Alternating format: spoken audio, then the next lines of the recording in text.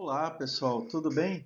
Dando continuidade então ao nosso assunto Boas Práticas de Fabricação, a nossa segunda parte. Eu quero, antes de recomeçar a falar um pouco mais sobre a RDC 301 de 2019 da Anvisa, eu quero que vocês comecem a tratar essa RDC de uma outra forma. É uma legislação que a gente tem que acompanhar? Nós somos obrigados a fazer em nossas práticas de fabricação de medicamentos e outros assemelhados? Somos. Mas eu quero que vocês levem isso muito mais do que uma lei. Eu quero que vocês levem isso como um manual onde você vai melhorar cada vez mais o teu processo de fabricação e tudo que entra dentro do processo de fabricação, certo? Então lembrem-se, não é somente uma lei, mas é uma maneira de encarar como eu fabrico os meus medicamentos. Bom, na aula passada a gente foi até o capítulo 6. Hoje a gente vai recomeçar a partir do capítulo 7. E o capítulo 7 fala do controle de qualidade propriamente dito e dá alguns detalhes que vocês devem seguir. Como eu já tinha falado a aula passada, nessa aula eu também vou pegar alguns pontos chaves para a gente entender o todo e assim poder inserir a questão do controle de qualidade dentro da nossa empresa de fabricação de medicamentos e assemelhados. Lá na seção 1 e 2 fala o que é o controle de qualidade. Então, algumas palavras-chave. O controle de qualidade é responsável. Ele tem que fazer amostragem, especificações, testes, organização, documentação, procedimentos de liberação e assim por diante, tá? O controle de qualidade é que vai dizer se um produto pode ir para venda ou não, desde que a sua qualidade tenha sido considerada satisfatória. Atenção, cada empresa deve ter um departamento de controle de qualidade, tá? Isso não pode escapar. Então, toda empresa tem que ter um departamento de controle de qualidade, que tenha um responsável que seja capacitado e registrado para isso, tá? E uma coisa muito importante, a gente tem que tomar cuidado, e eu quero que vocês, como meus alunos, coloquem isso bem na cabeça, que o controle de qualidade deve ser independente dos demais departamentos. O que significa isso? Que vocês têm sim o direito de, se um lote não estiver conforme a qualidade pré-definida, esse lote não pode ir para venda e assim por diante. Não é porque o diretor da empresa quer colocar isso à venda de qualquer jeito para não perder dinheiro. A gente sabe que lotes sem qualidade já provocaram muitos problemas na população, inclusive mortes. Então, o Departamento de Controle de Qualidade é que deve ser o responsável por liberar tudo isso daí e por isso ele deve ser independente, tá? A palavra dele deve ser respeitada pelos outros departamentos. Mas quais são as responsabilidades, então, desse departamento, né? Isso é muito importante colocar, porque a partir do momento que ele é independente, ele tem que ter algumas responsabilidades e seguir ao pé da letra isso. Então, ele deve estabelecer, validar e implementar todos os procedimentos de controle de qualidade, ele deve supervisionar o controle da referência e a retenção de amostras quando aplicável. Ele deve garantir que tudo seja etiquetado de forma correta para nenhum material, produto final ou alguma coisa assim se confundir. Ele deve garantir o monitoramento da estabilidade do produto a longo prazo, até o prazo de validade, a gente vai falar sobre isso mais tarde. E ele deve participar sim da investigação das reclamações que venham dos revendedores, do consumidor final e assim por diante. Lembrem-se que tudo isso, todos esses procedimentos, operações, devem ser escritas e registradas. Quando o controle de qualidade vai proceder à avaliação de um produto final, E essa avaliação deve abranger todos os fatores que são importantes para a produção, para aquele produto. É claro que a gente coloca alguns fatores aqui, mas não são só esses. Se o departamento de controle de qualidade achar importante também acompanhar, monitorar outros fatores, ele deve assim fazê-lo e ter independência para isso. Eu acho que aí independência é uma palavra-chave, hein, pessoal? Departamento de controle de qualidade deve sim ter independência. Então, quais são esses fatores mais importantes? Quais são as condições de produção no dia a dia da linha de produção da empresa? Os resultados de testes em processos, a revisão da documentação da fabricação, incluindo embalagem, se está em conformidade com a especificação do produto acabado em sua embalagem primária e avaliação do produto em sua embalagem final. Vamos resumir, gente. O Departamento de Controle de Qualidade deve acompanhar absolutamente tudo e fazer teste em absolutamente tudo. E uma outra responsabilidade muito grande do Departamento de Controle de Qualidade são os documentos, é a documentação. Gente, eu sei que isso é chato, eu sei que isso dá trabalho, mas a documentação é extremamente importante em qualquer sistema de gestão de qualidade. Qualquer. A gente já conversou isso na disciplina passada, a gente está conversando isso de novo. Tudo precisa ser documentado. Alguém tossiu lá no canto, escreve quem tossiu, aonde tossiu, quanto tempo tossiu e assim por diante. Se lembram dessa brincadeira? Então tudo tem que ser documentado. Aqui a gente fala de algumas coisas que devem ser documentadas. Mas assim, eu diria para vocês, documentem tudo. Um sistema de gestão de controle de qualidade feito pelo Departamento de Controle de Qualidade, ele deve ter registro, deve ter documentação de tudo. Então, quando a gente fala em uma documentação, por exemplo, qual é o método que você vai usar, os procedimentos operacionais padrão para fazer amostragem, para fazer análise, etc. E quando a gente está falando de registro, a gente está falando dos resultados da aplicação prática desses procedimentos, tá? Então, de novo, a gente tem dois grandes grupos que o Departamento de Controle de Qualidade deve sempre manter os seus documentos.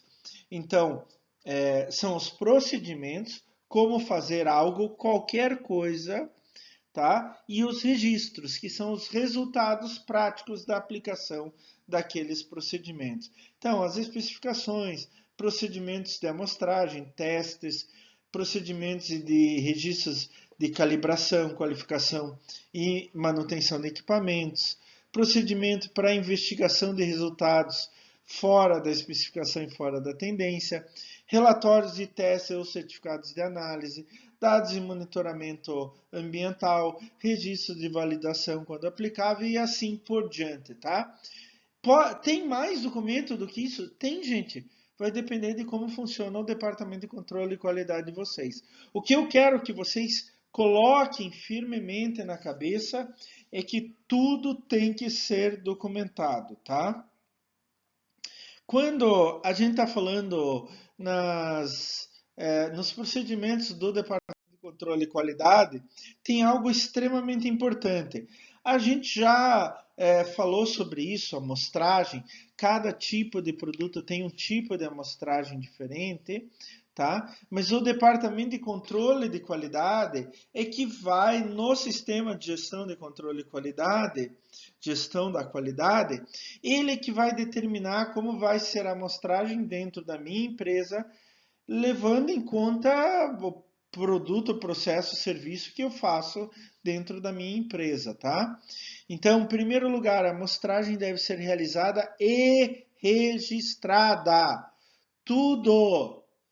Todos os procedimentos devem ser aprovados e deve ter um responsável por essa aprovação, tá? Então, método, equipamento, a quantidade, instruções qualquer, tipo e condição de recipiente, a gente já falou sobre isso, identificar os recipientes para não trocar amostras, qualquer coisa especial que eu tenha que fazer, como que eu vou armazenar essas amostras antes da análise, e mesmo as material que eu vou deixar em estoque para fazer uma reanálise no futuro, como que eu devo limpar todos esses equipamentos, etc, para não dar contaminação cruzada. Eu tenho que tomar cuidado com tudo isso, tá certo, pessoal? É muito importante que a gente tenha esses cuidados básicos. E nas análises, é lógico que os métodos de análise que a gente vai usar devem ser todos validados, né? De preferência ter na farmacopeia brasileira, e os testes devem ser sempre registrados. Nesse registro deve conter no mínimo, olha gente, no mínimo, nome do material produto, número do lote, referências às especificações relevantes, como que é feito o teste, os resultados desses testes, a data, quem fez esses testes, né? Quem verificou os testes e o cálculo e os cálculos, uma declaração que esses produtos estão aprovados ou reprovados e quais equipamentos foram utilizados. Então, primeiro lugar, quando fazer análise, todos os métodos devem ser validados e todos os testes devem ser registrados, tanto seus procedimentos quanto os resultados da aplicação prática desses procedimentos. Tá certo? Muito importante, e eu falei que eu ia conversar um pouco mais com vocês sobre isso, é o programa de estabilidade de acompanhamento. É, é assim, não é que a empresa vai vender o seu produto e pronto, azar do resto. Não, ela tem que ter um programa que acompanhe após a comercialização destes materiais a estabilidade do medicamento. Então, assim, você pode acompanhar medicamentos que já estão nas prateleiras, e daí você pega de volta e faz análise, ou você pode, após o lote ter sido liberado para venda, pegar uma amostra desse lote e guardar e ao longo do tempo fazer uma série de análises. Então a estabilidade do medicamento deve ser sim monitorada a longo prazo para detectar qualquer coisa que afete a estabilidade associada à fórmula, né? Então, o objetivo é monitorar o produto durante a sua vida útil. A ideia é ver se ele ainda permanece dentro das mesmas especificações e nas condições de armazenamento presentes no rótulo. É claro que se um produto, depois que ele sai da fábrica, ele é submetido a uma condição de armazenamento errada, a empresa, então, ela pode se eximir, se ela faz as instruções corretas, ela pode se eximir de qualquer problema, tá? Mas e se esse armazenamento pós-venda, até na casa da pessoa, do consumidor final, é feito de forma correta e dá problema? Então a empresa tem que sim acompanhar a estabilidade do medicamento em relação à fórmula dele, a eficácia dele, ao longo do tempo, no mínimo até o fim da sua vida útil, tá? Então deve ter um protocolo para esse estudo, esse acompanhamento, como eu falei, até o final do prazo de validade. Nesse protocolo deve ter o número dos lotes, os métodos que você vai fazer, físico, químico, microbiológico e biológico, os critérios de aceitação, quer dizer, o que você aceita de resultado, referência a métodos de análise, deve ter a descrição do sistema de fechamento da embalagem, que a gente sabe que se a embalagem não estiver bem fechada, ela pode afetar sim a estabilidade do produto, né, mesmo dentro do prazo de validade. Os intervalos desse teste, os pontos de análise. Meu medicamento tem validade de 6 meses, então eu vou fazer uma vez por mês. A descrição das condições de armazenamento, outros parâmetros que estejam ligados a especificamente a esse medicamento.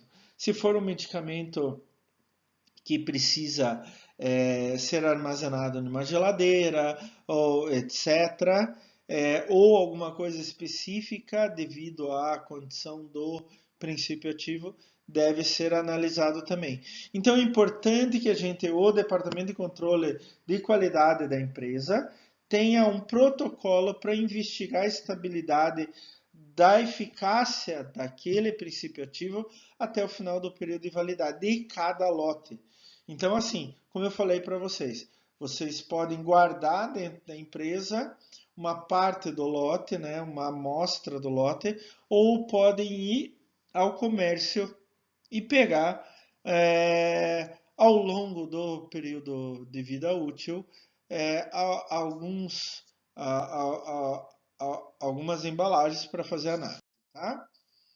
Então, se por acaso tiver algum resultado mostrando uma tendência negativa, isso deve ser comunicado à Anvisa, tá? O mais rapidamente possível, tá? E também deve ser estudado o possível impacto desses lotes com uma tendência negativa significativa em relação ao consumidor final. E daí a empresa, junto com a Anvisa, junto com a autoridade sanitária, vai decidir o que fazer, tá? A gente já vai conversar um pouco mais sobre isso, mas é importante que ao primeiro sinal de uma tendência negativa, a empresa, o departamento de controle de qualidade vai avisar a direção da empresa e a direção da empresa deve avisar a Anvisa. E a partir daí, em conjunto, se tomar uma decisão do que se deve fazer ou não. Certo? Entendido até agora, pessoal? Então é importante o controle de qualidade, mesmo depois do produto já vendido. Agora eu quero falar uma coisa muito importante que eu vejo não só dentro de empresas da área farmacêutica, mas em qualquer empresa que tenha um sistema de gestão de qualidade de produto, gestão de qualidade ambiental e etc. Atividades terceirizadas. Hoje é uma tendência muito grande de você terceirizar certos tipos de atividade. E essa tendência vai ficar cada vez maior, tá, gente? Não dá para escapar disso. Uma atividade terceirizada é quando o funcionário que faz aquela atividade não é teu. Você contrata uma empresa, ela coloca um funcionário dentro da tua empresa para fazer uma certa atividade. Até há pouco tempo atrás era muito comum a parte de limpeza, a parte de vigilância e etc., controle da entrada de pessoas, mas a tendência é ficar cada vez maior e cada vez mais atividades dentro da empresa serem terceirizadas. A legislação ainda não permite que todas as atividades sejam terceirizadas, mas há uma tendência de acontecer bem próximo disso. Tá? Qual é a grande questão que eu sempre coloco para todas as empresas que têm terceirizados? É o seguinte, não é porque você contratou uma outra empresa e ela colocou funcionários dela dentro da tua empresa, é que você se exime de todo o resto, tá? Se o funcionário terceirizado fizer um problema, morrer alguém, dar um problema ambiental, teu produto sair com péssima qualidade, etc., o terceirizado, a empresa que colocou o funcionário lá dentro, tem culpa? Tem. Mas você também tem culpa, tá? Você também tem que tomar cuidado com isso. Não é só esperar que os outros façam tudo.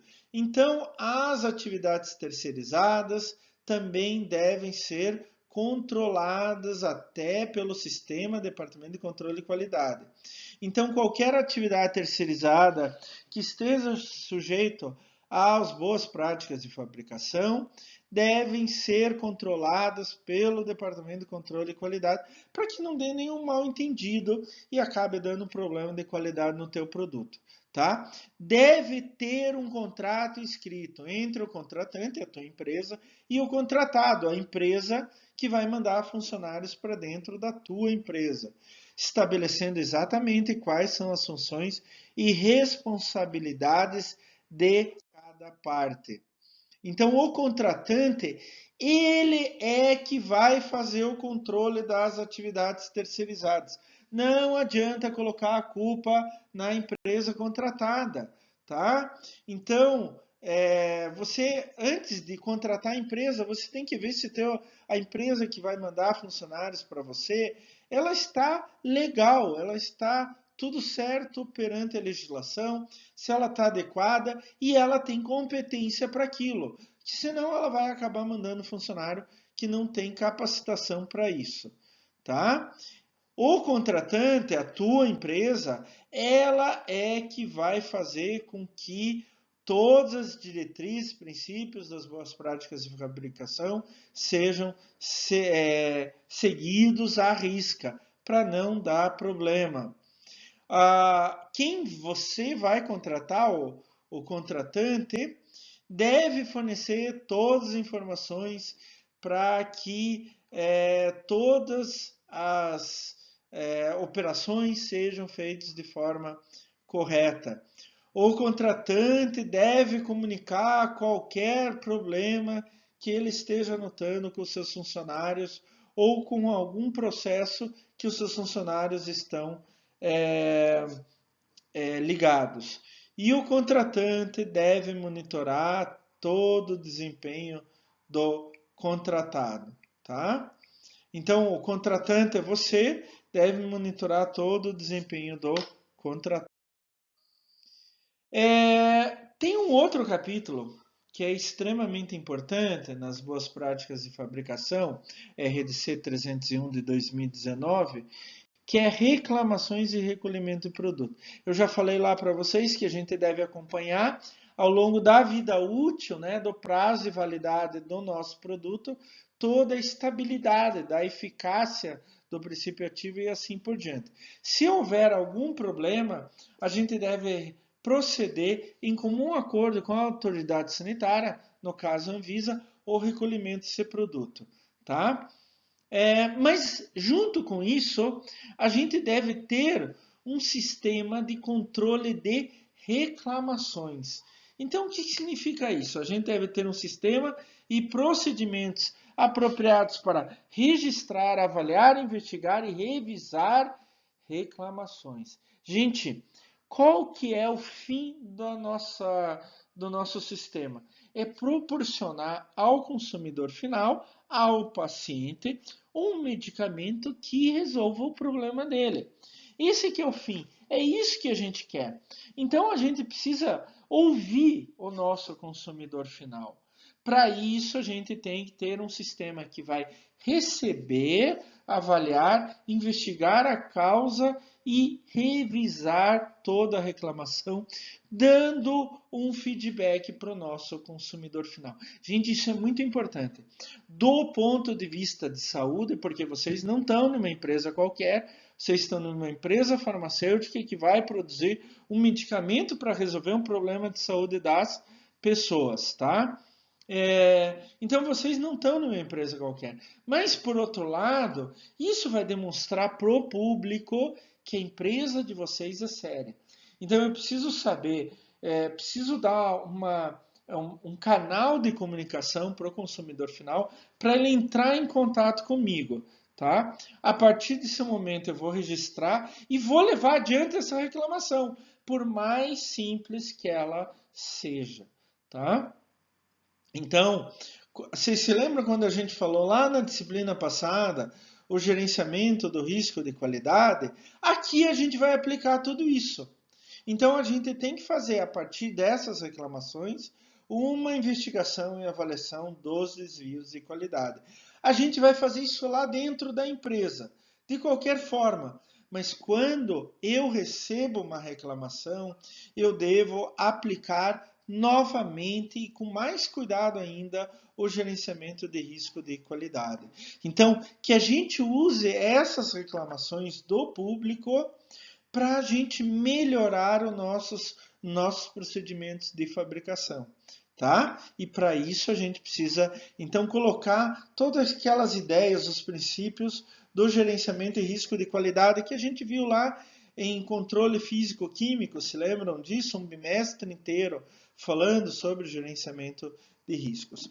E quando a gente nota qualquer coisa a partir dessas reclamações, assim como a gente fez com o nosso programa de controle de estabilidade do medicamento até o seu prazo de validade, a gente deve comunicar isso à autoridade sanitária, no caso, a Anvisa. Daí a empresa, junto com a Anvisa, vai decidir o que tem que fazer.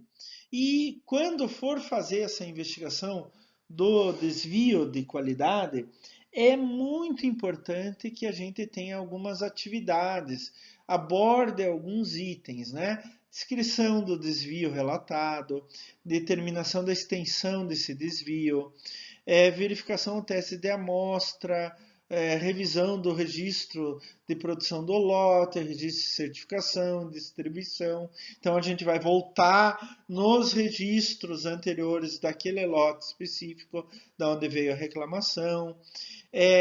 A gente pode solicitar uma amostra, uma devolução do produto defeituoso, né? Fazer uma avaliação dos riscos apresentados pelo desvio de qualidade, com base na gravidade e extensão desse desvio de qualidade, qual o risco que pode trazer para a população. E a gente tem que tomar um processo de decisão sobre isso. Então a gente tem que estar preparado, avaliar o impacto que qualquer ação de recolhimento possa ter sobre a disponibilidade dos medicamentos aos pacientes. Então, querem ver um exemplo? Eu tenho um medicamento que é de alta para procedimentos de alta complexidade e poucos usam, mas só usam em casos de vida ou morte. Se eu recolho o medicamento, as pessoas vão ficar sem? Então eu tenho que estar preparado para logo em seguida repor esse medicamento com lote com qualidade para que as pessoas não fiquem sem. É muito importante então avaliar o impacto que a ação de recolhimento pode ter sobre as pessoas. Deve ter ainda procedimentos de comunicação interna e externa, principalmente, isso é o mais importante de tudo, identificação da potencial causa raiz.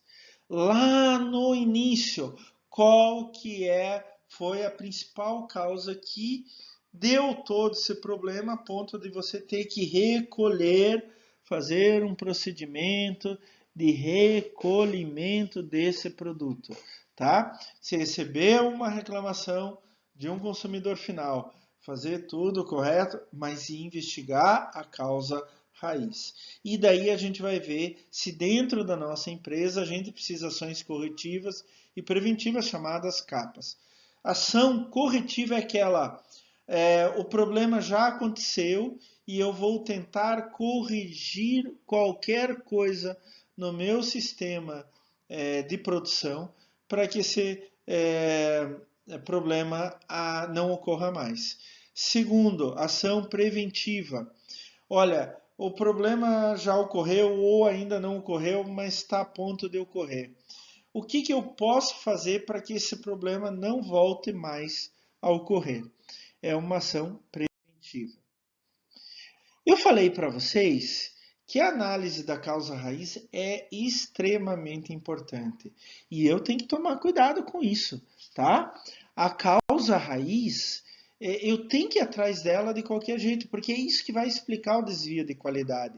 E é só isso que vai me permitir arrumar tudo e não ter mais esse problema, tá? Eu só vou conseguir fazer uma ação corretiva, uma ação preventiva, se eu sei qual é a causa raiz. É aquela causa original, é aquela causa que deu origem a tudo, né?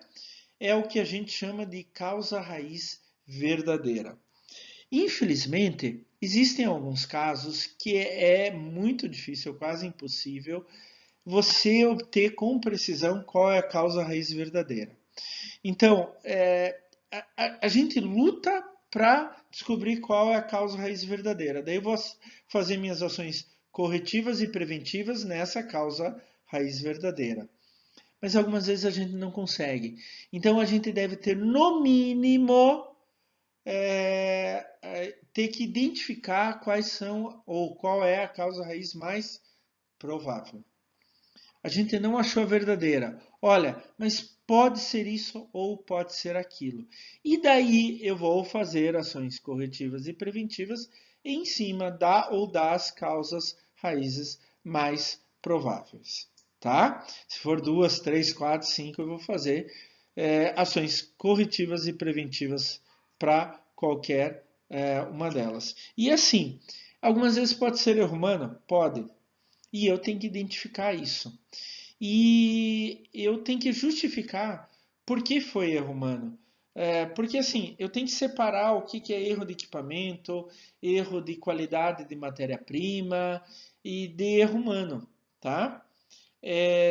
Porque o erro humano, se eu justifico como erro humano, eu posso estar mascarando outras causas raízes ligados a, por exemplo, qualidade da matéria-prima ou mesmo do equipamento. Então eu tenho que justificar muito bem quando é erro humano, para que outras causas não sejam mascaradas e negligenciadas. Algumas vezes acontece assim, foi erro humano. Ótimo, mandei o cara embora. Agora meu sistema de produção está ótimo, tranquilo, maravilhoso, fantástico. Não é bem assim. Algumas vezes não é erro humano, se justifica como erro humano, porque o caminho mais fácil é mandar o cara embora. Quem fez isso manda embora. Né? Não preciso nem treinar melhor ou algo nesse sentido. Então eu tenho que tomar muito cuidado com isso. Tá? A gente tem que ter procedimentos escritos para recolhimento de produtos que, por acaso, tenha reclamações, a gente identifique causa raiz e diga, opa, todo o lote está comprometido. Então a gente tem que ter um procedimento para recolher tudo isso daí. E sempre quando um procedimento de recolhimento é feito, a gente deve analisar a eficácia desse sistema de recolhimento. O que a gente pode dizer sobre a eficácia? Recolheu tudo? Recolheu todos os produtos daquele lote?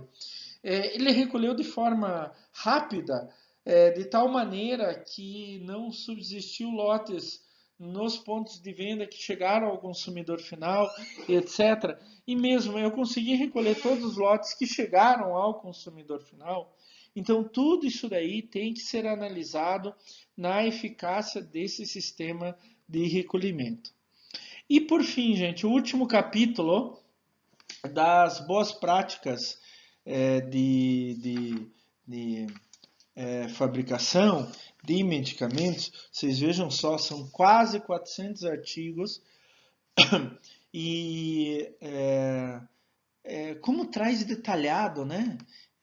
Vocês podem ver, tem muito mais artigos que eu mostrei aqui, eu estou mostrando os artigos mais importantes, mas como ele traz detalhado, né? Como é importante isso para a gente. De novo eu falo para vocês, não vejam isso como uma obrigação que a empresa tem que fazer, mas vejam como um manual mesmo de coisas que vocês têm que fazer para garantir a qualidade do produto de vocês, tá? Então, último capítulo, capítulo 10, é algo que eu sempre falo, sempre digo que é importante para qualquer sistema de controle de qualidade. De novo, seja qualidade de produto, processo, serviço, qualidade ambiental e etc. Eu sempre falo, a alta inspeção, uma auditoria de primeira parte, uma auto auditoria, né? Então, assim, isso é importante, gente. Porque é o seguinte, se eu consigo ver quais são os meus erros, eu consigo consertar esses erros. O problema é quando eu não consigo ver quais são os meus erros.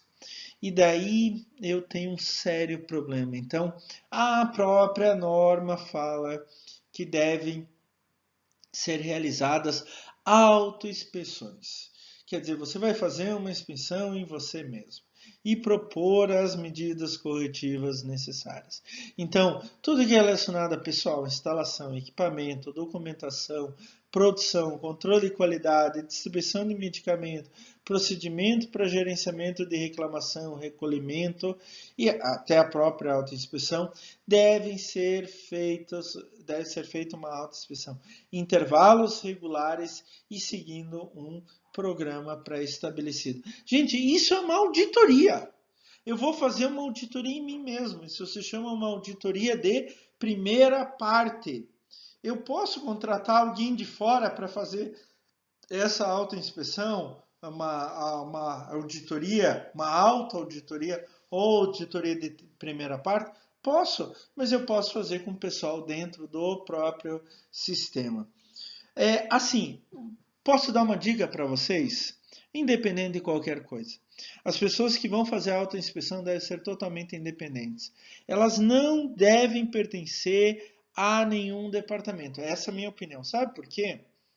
É o seguinte, quando a pessoa vai fazer uma autoinspeção no próprio departamento, ela não vai conseguir encontrar erros, por mais que tenham. E não é que ela está fazendo isso de má vontade, gente. É assim mesmo. Isso é natural do ser humano, não é só no Brasil, em qualquer lugar do mundo. É o ser humano assim. Ele tem uma dificuldade muito grande em ver os próprios erros, tá? Então, eu diria para pegar uma pessoa independente, uma pessoa do Departamento de Controle e Qualidade que não esteja ligado a nenhum departamento ou, de preferência, uma pessoa de fora, que seja preparada em boas práticas de fabricação, que tenha experiência nisso. Tá? Porque daí essa pessoa de fora, ela não é ligada a nenhum departamento específico, ela vai ver tudo de forma correta. Mas, professor, isso é um gasto a mais? É um gasto a mais. Mas eu diria para vocês fazerem isso pelo menos uma ou duas vezes por ano. Tá? Segundo, a minha ideia. Normalmente se faz isso com data marcada. Mas o ideal é fazer sem data marcada. Por quê? Pegar de surpresa mesmo. Se você marca a data, a nossa tendência é varrer a sujeira para debaixo do tapete e colocar o esqueleto no armário. Já ouviram essas expressões? Pois é, a gente vai esconder os nossos erros, tá? E não é para esconder os erros. E mais uma dica que eu dou para vocês que não está aqui, mas não use as autoinspeções, auditorias como motivo para mandar embora alguém. Se alguém errou, ensine como fazer o correto. Né? Não manda embora, ensine como fazer o correto. Esse é o ideal. Não use essa autoinspeção, essa autoauditoria para fazer, justificar mandar uma pessoa embora. Tá?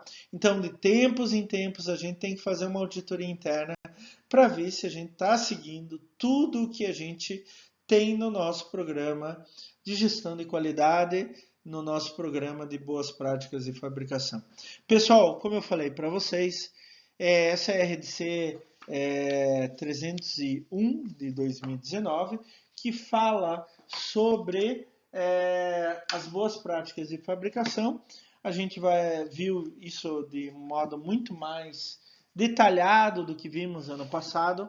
Levem isso como uma força para vocês melhorarem o programa de gestão de qualidade de vocês, tá certo? Levem a sério a gestão de qualidade dentro da empresa de vocês. Professor, mas isso só serve para fábricas? Gente, isso é para fábricas e até para farmácia e manipulação, etc.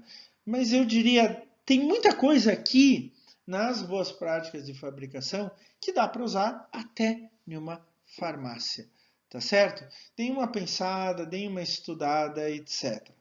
Pessoal, é isso daí. Leiam com cuidado o artigo que eu coloquei à disposição e não se esqueçam de fazer a nossa tarefa semanal, tá certo? Um abraço para todos e bons estudos.